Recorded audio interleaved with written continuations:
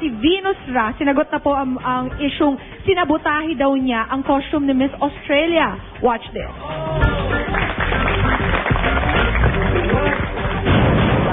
Ang dami-dami pong taong nag-antay na ang saya sa pakiramdam. Almost 3 weeks after winning 4th runner-up in the Miss Universe pageant, Maria Venus Ra seems to be getting the hang of her newfound fame. Patunay dito ang engranding pagsalubong sa kanya ng mga kababayan niya sa Bicol nang umuwi siya doon for the first time since she won. Actually, before kami dumating sa town ko mismo, umuulan dun sa town. And parang na parating na kami, malapit na daw. Ang bagal ng parada kasi ang dami-dami pong tao. Tapos pagdating doon, parang yung mga tao naulanan na sila kakaantay. Pero nandun talaga sila para lang makita ako, para lang mag-cheer. At kahit pa umuwi si Venus sa kanyang hometown to once again experience the normal life, hindi na rin naiwasan ni Venus ang mapagkaguluhan lalo pat sabik na sabik ang mga Bicolano na makita siya. One time, trinay ko na pumunta sa mall, yung dating mall na pinupuntahan ko. Kasi bibili ako ng top para dun sa party ng friend ko. Tapos, hindi ako nakabili ng top kasi ang dami-daming tao talaga. Na parang na-realize ko na, oo nga pala, nanalo na pala ako. Ang dami na palang nakakakilala sa akin. Kailangan ko na palang piliin yung mga pupuntahan ko at hindi ko dapat puntahan.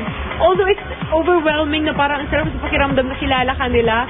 Pero kailangan mo rin pala talaga na, alam mo yun, i-organize yung mga gagawin mo, isipin mo kung alin dapat at hindi dapat. Nagstay si Venus for 3 days and 2 nights sa Bicol. And during her short stay there, isang major intriga naman ang pumutok sa international news. Ang kasamang kandidata raw kasi niya sa Miss Universe na si Miss Australia, Jacinta Campbell. Isa raw siya sa inaakusahang posibleng na nabutahe sa national costume nito during the pageant.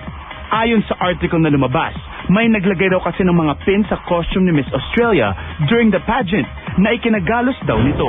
Kung hindi ako actually naniniwala niya. Kasi we're very close. May best friend siya na Filipino.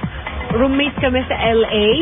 And pag nag-uusap kami ng best friend niya, tinatranslate sa kanya, parang hindi ko alam na sasabihin niya yung mga ganon. Dagdag pa ni Venus, mismo si Miss Australia na raw ang nagklaro ng isyong ito sa Twitter account niya matapos lumabas ang kontrobersya.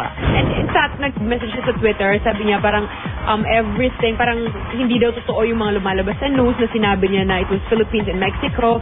Parang, parang may nangyaring ganon pero hindi daw siya nag-drop ng name. In fact, actually, hindi ko matandaan kung alin yung national costume niya. And definitely, hindi ko po gagawin yun. And I know, hindi niya sinabi yun talaga, I swear. Las Vegas, hindi ko alam kung anong room number siya. Kaya hindi ko rin magagawa yun, definitely. Sa ngayon, pinipili na lang daw pagtuunan ng pansin ni Venus ang mga tungkulin niya dito sa Pilipinas kaysa paniwalaan ang mga intriga. Kabilang na rito ang pagsuporta sa kanyang pamilya. Si Mama po nasa Bicol na. Siyempre, kailangan niya rin asikusuhin kung ano yung mga naiwan namin sa Bicol. And alam niyo yun, parang ayoko na rin siyang masyadong anuhin. Kung, for example, ako magtatrabaho, ako na lang muna. Parang si Mama, medyo matanda na siya, pahinga na rin lang muna siya.